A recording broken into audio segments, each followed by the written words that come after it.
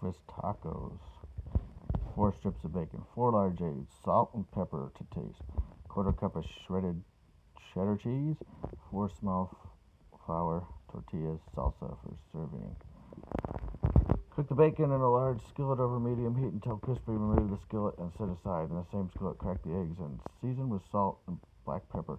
To taste, cook until the whites are set but the yolks are still runny. While the eggs are cooking, warm the tortillas in a separate skillet or in the microwave.